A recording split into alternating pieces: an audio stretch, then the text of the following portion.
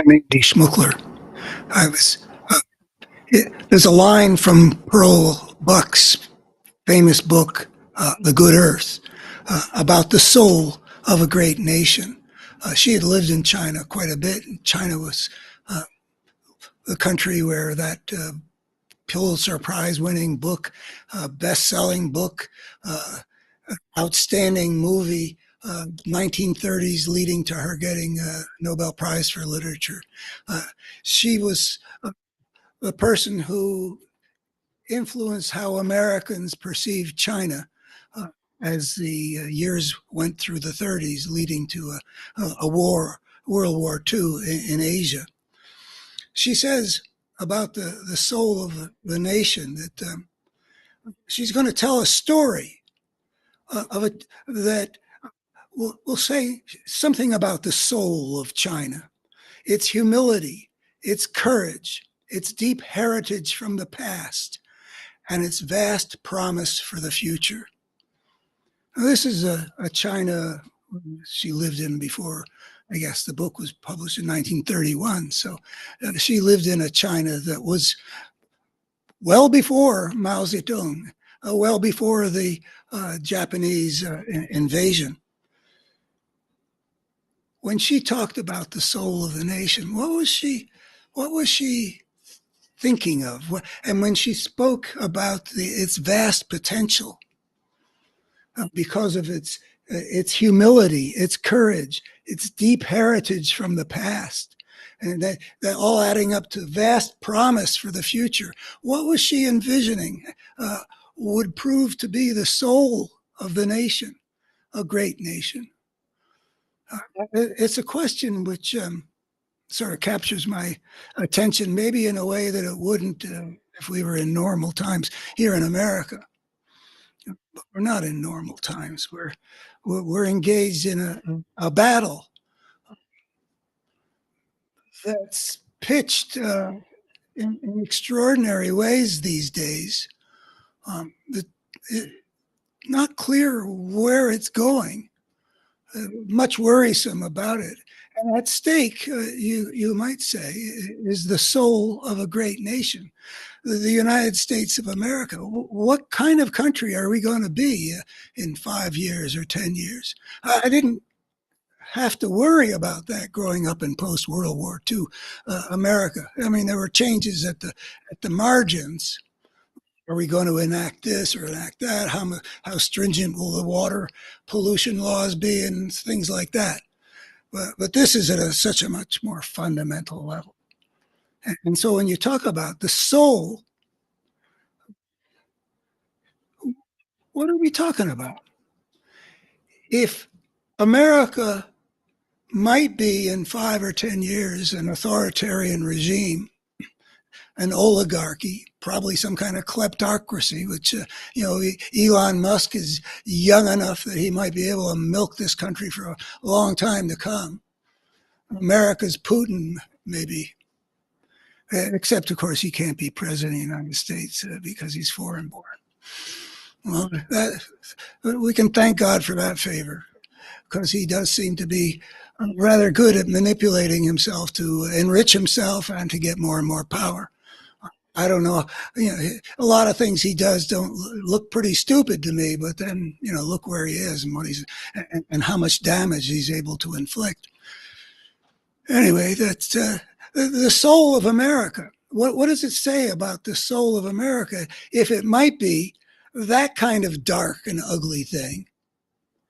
Or it might be that the forces for the rule of law and for the preservation of the Constitution and various other values that go along with the American democratic system and what our framers had in mind for a society to be: freedom of speech, freedom of the press, and the fact that the idea that nobody is above the law, versus a fascist system where, there's somebody who is above the law. He uses the law to smite his enemies and protect his friends.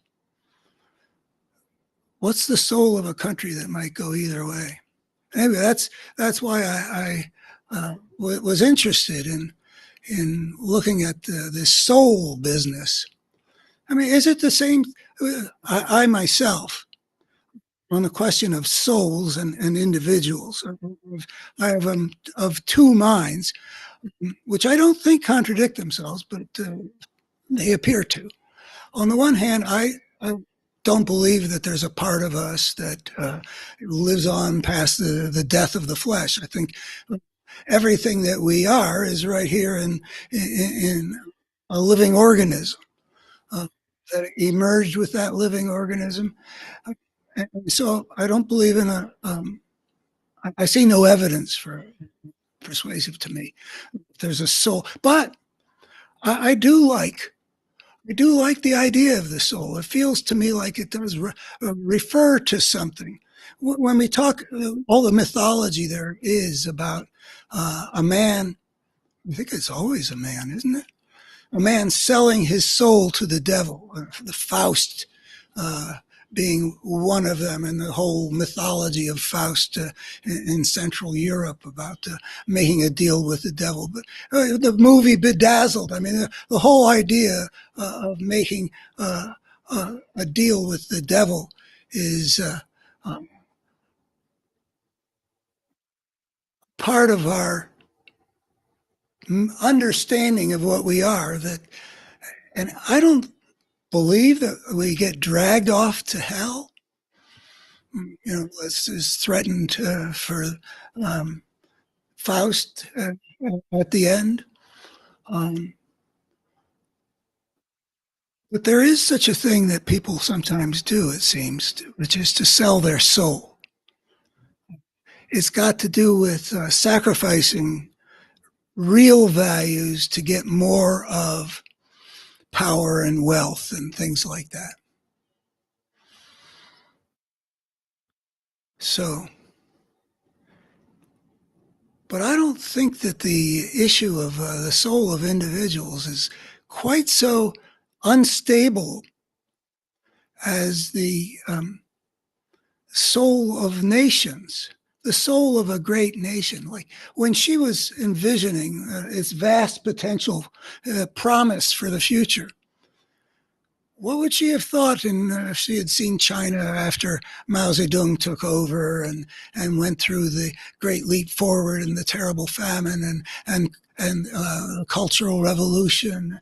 And then what would she think now with this kind of more fascistic communist party under the thumb of this particular leader, but an economic powerhouse in the world and a rising star that everybody has to contend with, having restored the promise of China that was always saw itself as the center of the world and the kingdom to which everything else is sort of bows down, and the insult of being carved up by the European imperialists and maybe the Americans too. I'm not sure about what our role was, but here is a country that the British used opium to help destroy so they could be able to exploit it better. They've got a reason for a chip on their shoulder, and then they got what they suffered from the Japanese invasion in the 30s. They've got a reason to assert themselves. And is this the promise that she saw? I don't think so. I think she would celebrate how the Chinese have been so capable of organizing and accomplishing things as an ancient civilization that had been able to accomplish great things over the centuries. It was unified enough to build that great wall and then had been laid low at the hands of unscrupulous capitalist European imperialist powers. But still, when she talks about humility and courage, it's hard for me to think that she was mostly going to be impressed with the soul of this China that menaces Taiwan, this China that took over, not Hong Kong, Taiwan. Did I say Taiwan? Well, Taiwan, they threatened to invade, create a big war maybe with the United States. And then Hong Kong, which they took over from the British. Is this the soul of that she would have envisioned? I don't think so. She had humane values in mind. And this China, the heir to Mao Zedong, is not crazy like Mao, but it's not humane either. They are the heirs of that massacre at Tiananmen Square that they won't allow Chinese to hear about and learn about in school, because that's still what China is. I don't think that's what Pearl Buck would have wanted. So in China, I think we can see that the soul of the country can go in different directions. Seems like maybe more readily than the soul of individuals. If that's happening in individual lives that I've seen, I mean, I've seen people make choices and, maybe the choices have ramifications, but not so profound as whether you're going to go down the road that the Chinese have gone down, which is so possessed by a power-loving spirit. That is, when it runs into economic troubles, it's because it's continually trying to invest its way into becoming more powerful rather than to share more of the wealth with the people, because they're not really there to serve the people. I bet Pearl Buck would have wanted a different soul than that. I sure as hell want a different soul than what is implied as the ruling element in America right now of Donald Trump, of the Trump party, and of the Republican base that has given us this guy and this party to be doing these things. At every level of that, there's something really quite broken, which one could go into, how the ways in which Trump is broken and the conduct of this Republican Party in comparison with any other political party in American history. And then with the Republican base, with the degree to which these people are so out of touch with some combination of reality and what they say is their values, that there's something badly amiss, as broken in its way as the other levels, the Republican Party that has no courage to defy Trump, that will confirm anybody for anything, however not only unqualified they are, but utterly disqualified by aspects of their record and their character.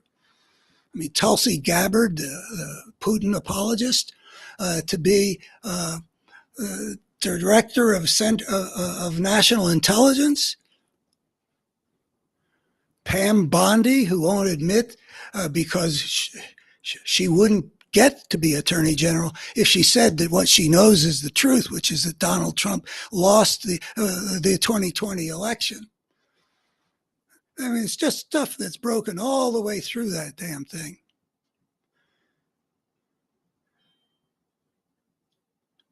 The Republican base that believes so many things that are not true. This is the soul of the nation. Largely right now, at least that's what's in power.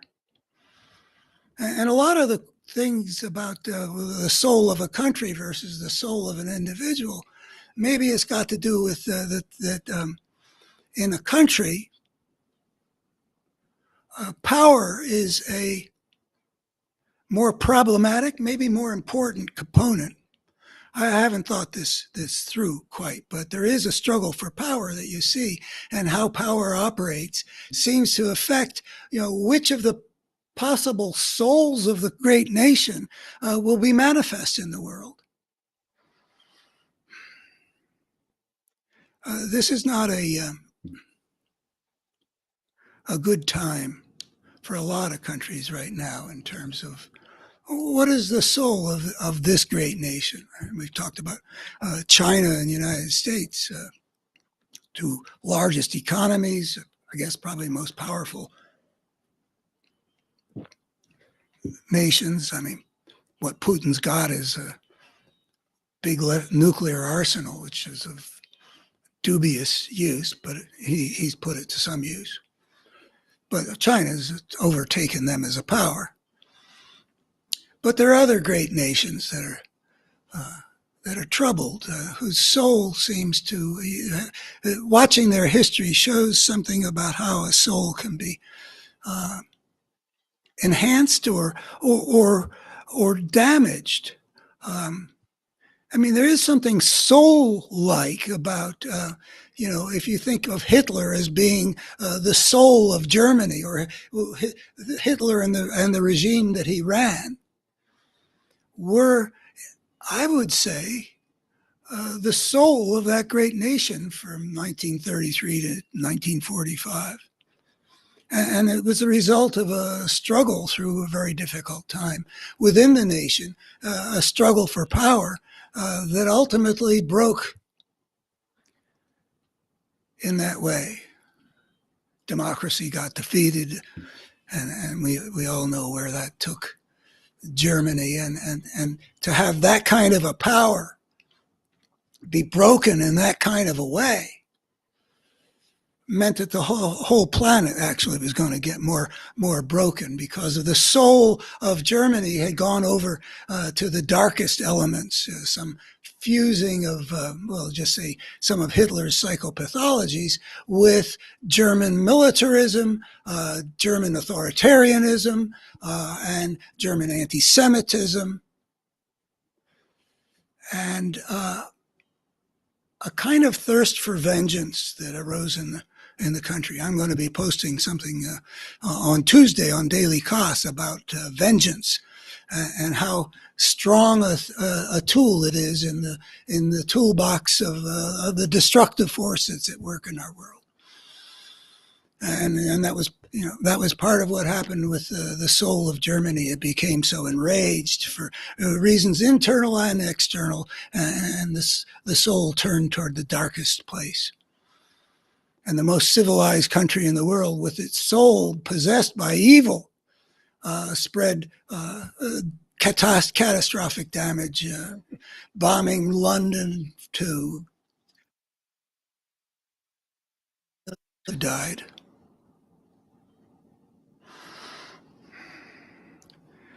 That was how history operates in societies in ways that shift the soul in one direction or another.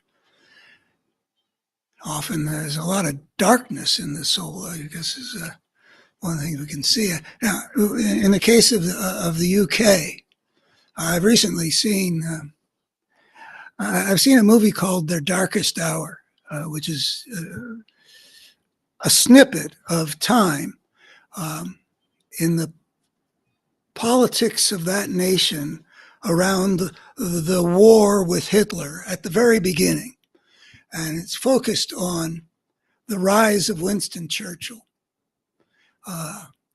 whose warnings about what had happened to the soul of Germany and its ramifications and its implications for British national security had been disregarded with disastrous consequences. And so when the guy Chamberlain, who comes back with Peace in Our Time, is proven to have been conned by Hitler and to have tried to appease a tyrant, his government is brought down, a national unity government is formed, and the only person who can get enough support from the opposing sides is Winston Churchill. And there's a whole drama which is over the soul of that great nation. It's got to do with whether the British are going to stand up and fight, though things are looking really lousy. It looks for a while as though the whole British army is going to be destroyed between France and Dunkirk on the beaches. It is not known, it's not believed to be possible that they can rescue what they end up actually accomplishing. But that's not what this movie, The Darkest Hour, is about. It shows some of that heroic action. But Churchill is a guy of enormous physical courage that he'd shown throughout his life, and willingness to take risk and daring and integrity of a certain kind that made Hitler really hate him as it developed over time. He takes his natural bent is not to surrender, and he's being pressed on all sides to enter into some kind of peace deal with the Germans, where the Germans can consent to grant certain things for whatever that's worth when they've broken their other agreements, like at Munich. And Churchill, in my favorite scene in the movie, Churchill goes to onto the underground, the subway in London. He's never been on it, and people see the prime minister. He's a very distinctive looking man. He's 65 years old, got character built all over him, and he has an interaction with the people on the subway car that he's taking to Westminster, his first subway ride ever. And he basically, the interaction between him and the leader, you can just see a nation coming together to manifest its soul. And he puts to them the question that he's been pressed on and pressed on and pressed on, whether to surrender or to stand and fight. And they all tell him to stand and fight. And he goes back to the parliament, and he ends up delivering a speech that electrifies the country and brings the soul of that great nation to being the heroic thing that it was for fighting that fight. Never having surrendered to the image was, what if we had the swastika flying from Buckingham Palace? Churchill was a very flawed guy, but he injected into the nation a spirit that rose. It was potential in the people. He got it from the people, and he projected it out into the people. And the British accomplished enormously courageous things, and eventually defeated the Nazis with, of course, the help of the Americans and the Russians. But still, it's one of the most heroic stories, and it has to do a lot with what a leader was able to bring out among the vast potential of that great nation. The nation that had also produced Shakespeare's speeches about Agincourt, about we happy few, how people will regard what we are doing. It's a part of the country which is part of the soul of Britain. But Chamberlain was part of the soul of Britain too. And that's the interesting thing about the soul of a great nation. So leadership at that point in that great nation gave Britain its finest hour. Never in the history of the empire have so many owed so much to so few. I think that's about the Battle of Britain, where the whole thing hinged, where the threat of an invasion from the Germans disappeared, and Churchill's gamble had paid off. They had gotten back their troops off of Dunkirk, and they had defeated the British aerial assault. They had plenty of suffering that lay ahead, but the country was united, more than the country generally is, and in a very admirable way, with a heroic spirit, the soul of that great nation at that time. Fast forward through a bunch of other history, and you get to a different kind of conservative leader. I don't know a whole lot about David Cameron. I think that's his first name.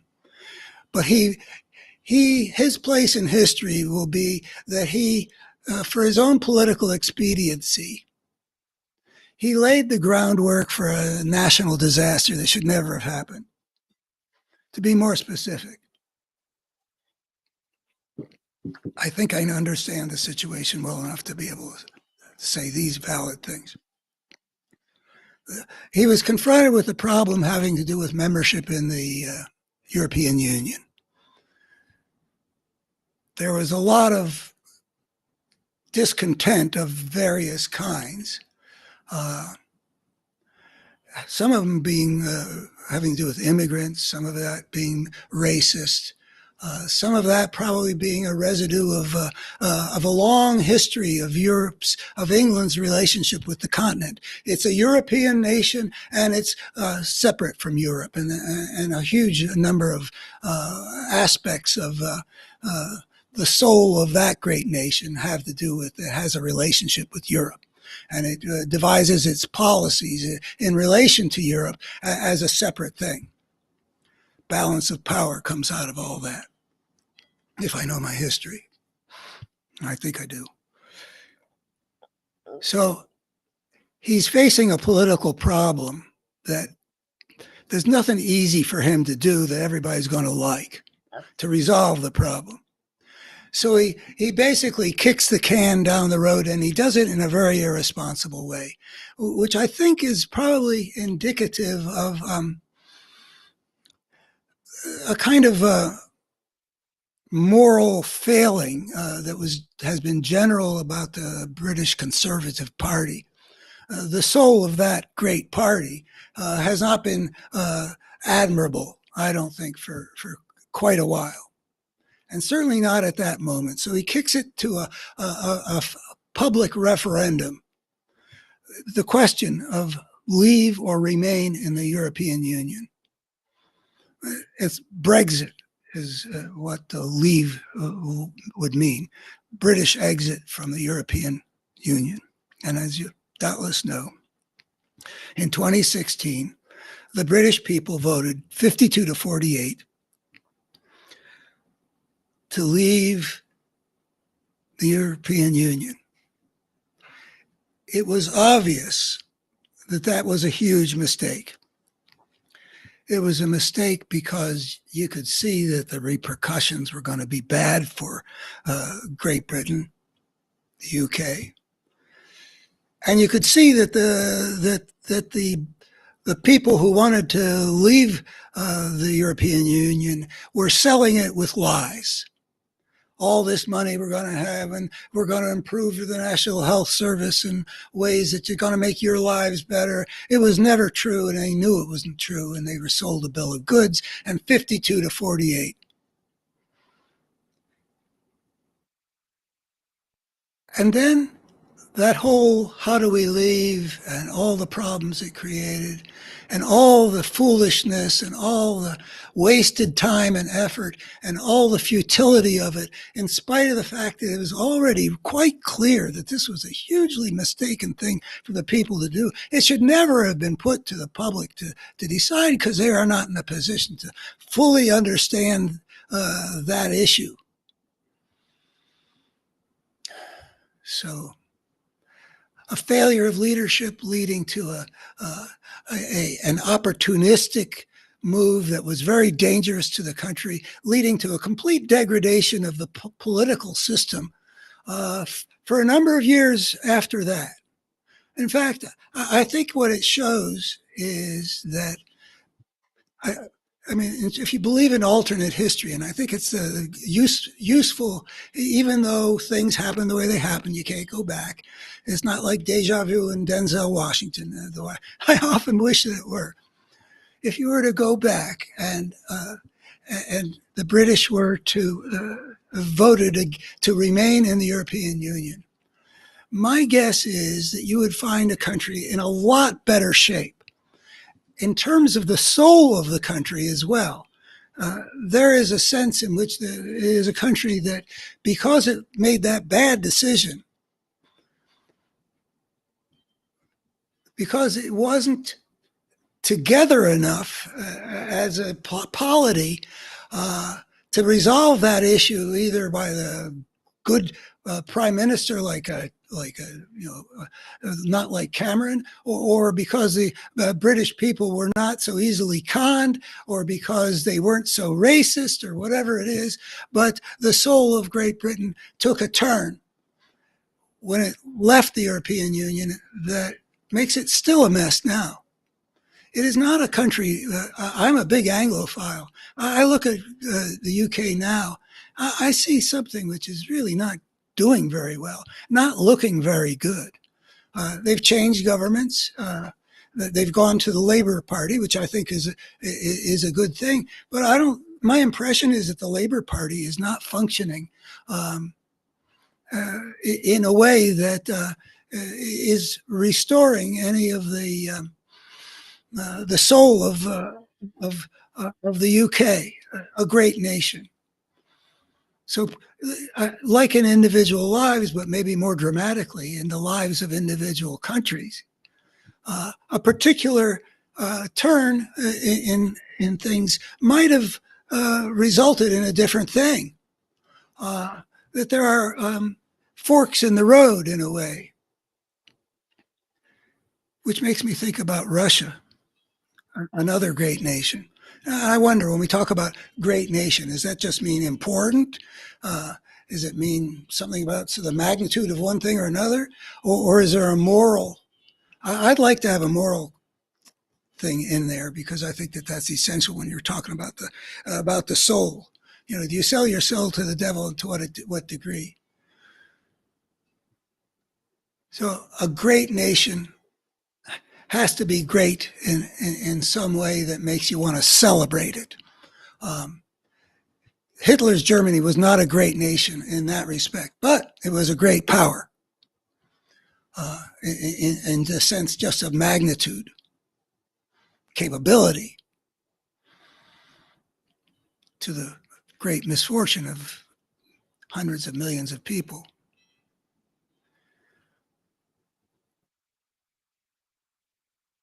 Russia, I thought that one of two great outcomes of the end of the Cold War, when George Bush the first was president of the United States, and Gorbachev was premier of this, or whatever the position is,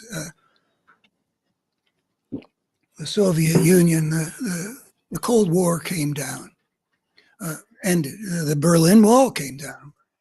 Cold War ended peacefully, and that was huge.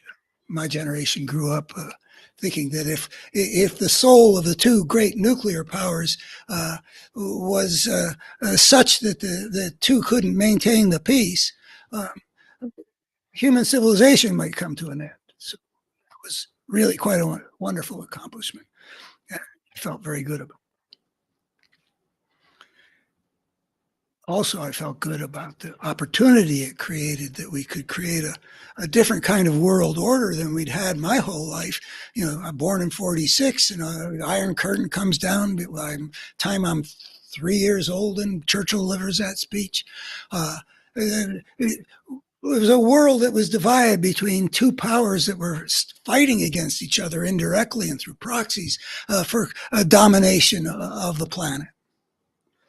And here we have a chance for where there had been competition and a struggle for power so intense that we had to seek ways of avoiding mutual assured destruction. Now we have arising in Russia what looks like could be Russian democracy. I'm a sucker for that kind of thing. I just thought that was such a wonderful outcome. I do see Russia as a great nation in some meaningful ways. Their literature and their music and so much that they have created is very soulful in this world of ours. From the brothers Karamazov to Dr. Pasternak and all the Nobel Prizes for literature that they've won and deserved. And the music There's a lot of soul there of that great nation. The plays of Chekhov, the novels of Tolstoy. What would it be like if that nation, with all of its virtues and deep heritage from the past and its vast promise for the future?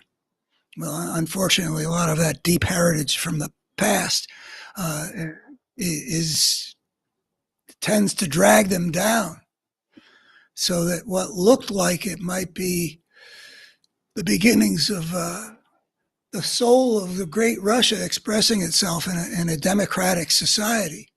And I don't know what that would have looked like, but uh, one would like to see it. But instead of that, what happened was, the power was placed first in the hands of a charismatic but alcoholic leader who bungles his way forward, while gangsters are plundering the country.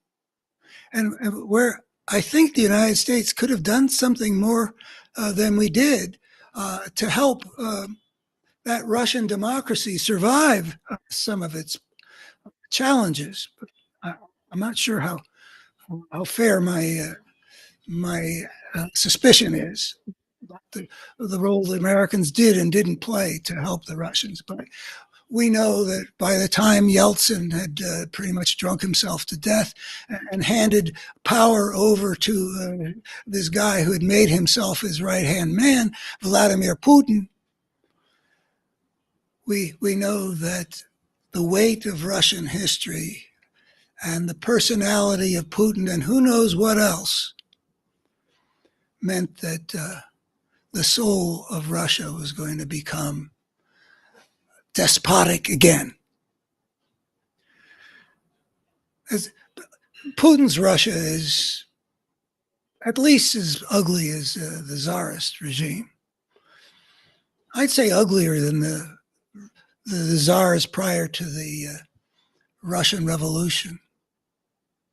And that's one of the other like tipping points, like in the history of Russia. Well, what is the soul of Russia? Well, they overthrow the Tsar, and for a while they've got this. I'm not sure. This Menshevik government, and I should know more about the Menshevik, but my image is it was a much more humane possibility if it had become the government of the nation of Russia and had guided how it was going to develop into the future. But instead, before the year of 1917 was over, the Mensheviks who had very recently gained power early in 2017, were overthrown by the Bolsheviks with Lenin. In a few years, there is Stalin. All the craziness and destructiveness and the ugliness, the gulags and the purges and the mass executions and the famine in Ukraine that killed a couple million people. All of that was an expression of the soul of that great nation at a time that something in 1917 had gone one way rather than the other. And likewise in 2000, whether it was fate or how realistic it ever was, my imaginings of the flowering of Russian democracy. But we have seen democracy take root in some countries that haven't historically had a lot of experience of democracy. And then there's the United States, where the soul of this great nation suffered an enormous blow, driving it toward the darker side because of a very insignificant thing. It's sort of an example of how the beating of the wings of a butterfly in the Amazon, according to chaos theory or whatever it is, the butterfly effect. It can affect the weather patterns on the planet. Entirely buy that, but sometimes really small things can have huge consequences. And in the case of American history, and what is the soul of this great nation? If a woman down in Palm Beach County, Florida, had done a better job, not that she didn't try, she designed a confusing ballot for the 2000 election between George W. Bush and Al Gore. And as a result of the confusion that ballot unintentionally caused, a whole lot of Jewish women who wanted to vote for Al Gore checked the box to get credited their votes to Pat Buchanan, who was not who they wanted to elect.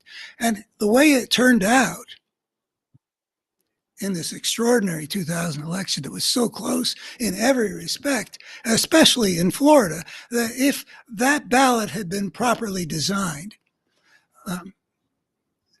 Biden would have won Florida and the presidency, which means that whatever else it means, it can be shown that the soul of this great nation became an actor expressing itself as an actor on the world stage by invading another sovereign country against the will of the world on the basis of false information and some deception. And we looked very different in the eyes of the world because the soul of the America that invaded Iraq was in some very important way different from what the soul of America would have been if Al Gore had won the presidency. So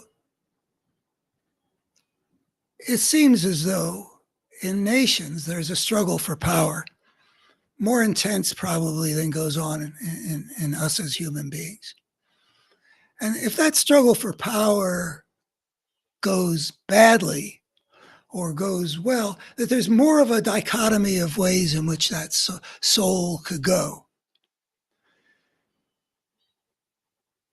America, with Joe Biden going to rally the Western Alliance to defeat the fascist invader, is a very different soul than the soul of Donald Trump, who, unless I and others misread the signs, is about to help the invader, the criminal, the fascist tyrant, the war criminal, and stop helping the innocent victim of this unprovoked attack.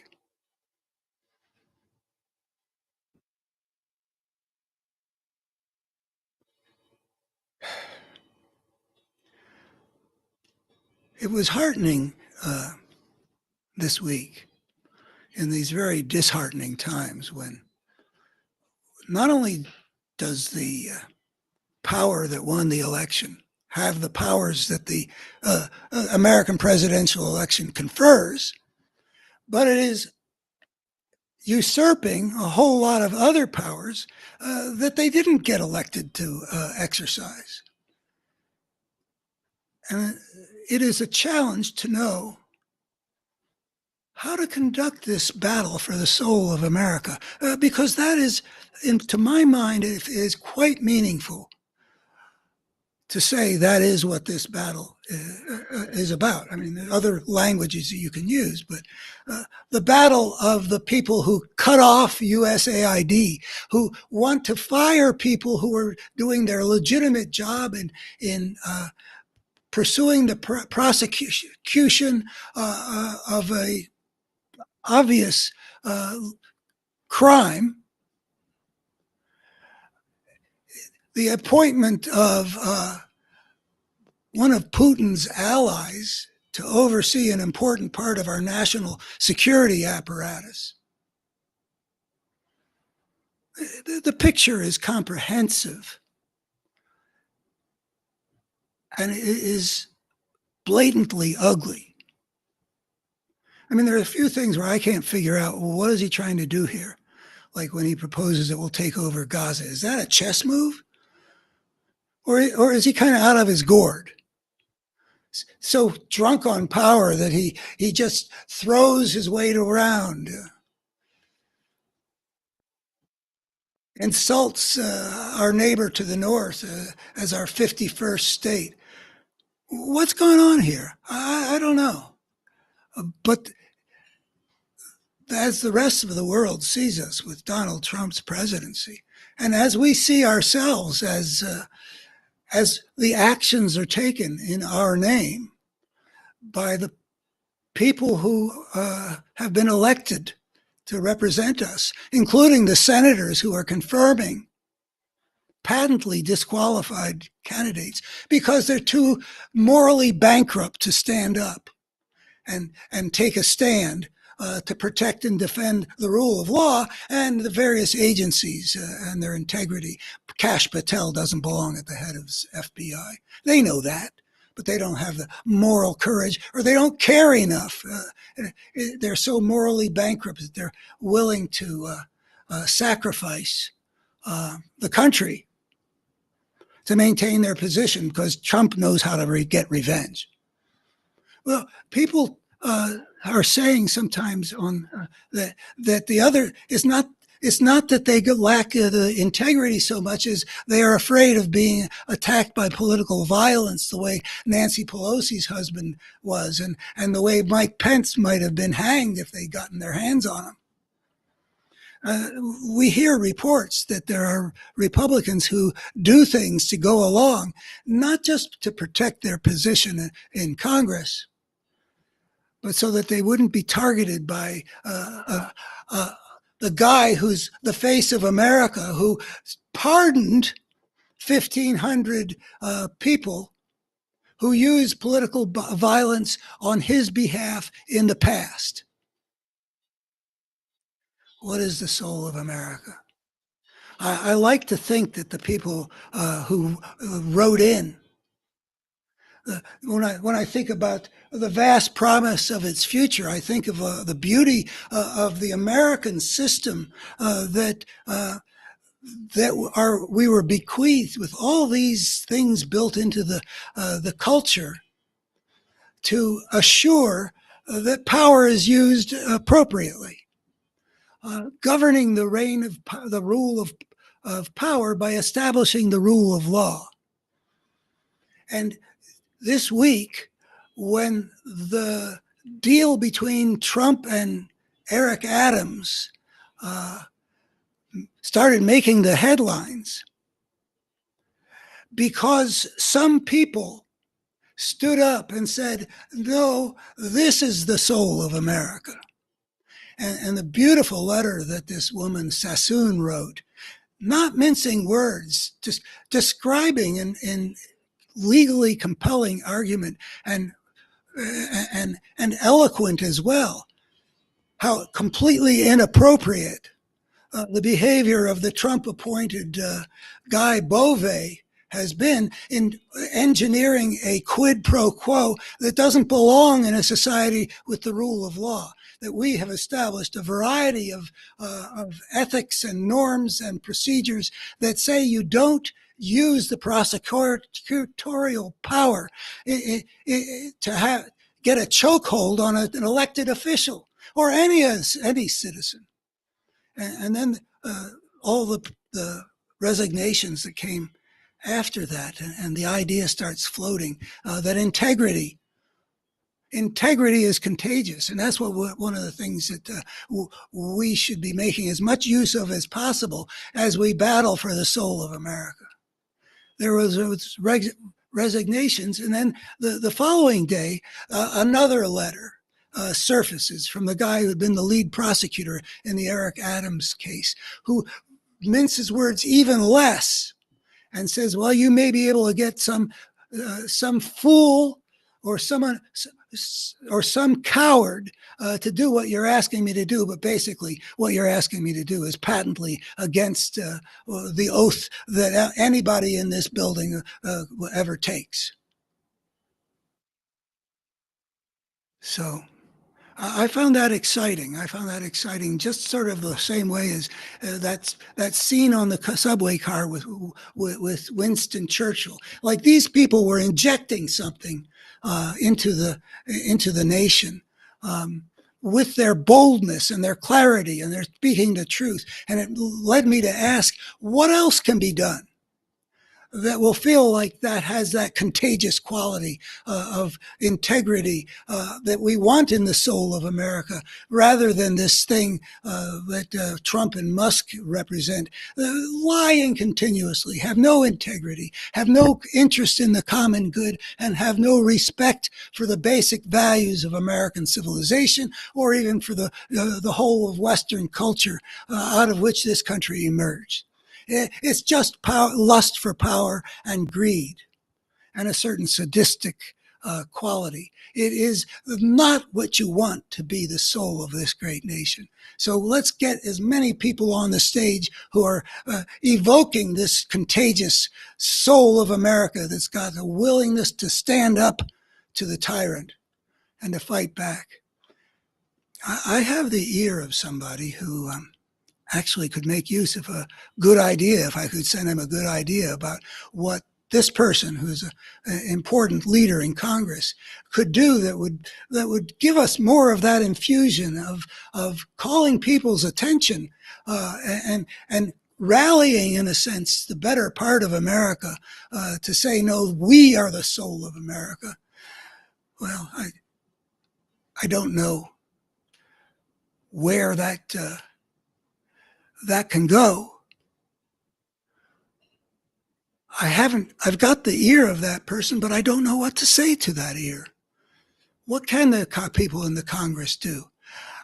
I do feel, with a lot of other people in the democratic world that I get vibes from, that the generation of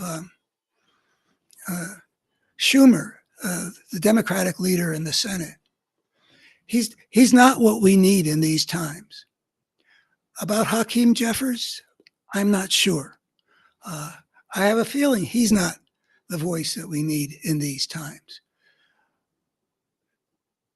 But I don't know how, even if those things are true, I don't see either of them making room for the fighters that we need. And I got to admit, I also don't know how the fighters should fight. Right now, the power equation is so strongly in the hands of the side that must be defeated, the ugly soul, that it's not crystal clear what paths to take at this point. But it feels as though kindling the fire must go on in some way that's visible and that makes the country feel we are not rolling over for this assault on our American heritage, our heritage from the past and its vast promise for the future, if we can restore American democracy to something that can move the country forward and it expresses the will of the American people. And it's not a fascistic system in which the people are simply used by the tellers of lies. Satan's been called a deceiver. And it is telling how much this force that is now the soul of this great nation bases all of its stuff on lies, politically motivated prosecution. That's why he kept on trying to avoid proving his innocence. Yeah, right, lies all the way. The deceiver. Thanks. I'm Andy Schmuckler. I'd appreciate it if you would subscribe if you haven't, like if you do, and especially to see the nature of the forces that we're up against, the forces that are actually contending, how to understand those forces that are contending over the soul of great nations and over all of human civilization. Please go to my website, abetterhumanstory.org, where I try to map in an integrated way what's happened to our species and what's happened to us as Americans in these very disturbing times when we look and ask, what kind of soul of America is this country going to have 5 or 10 years from now? And we don't know anymore.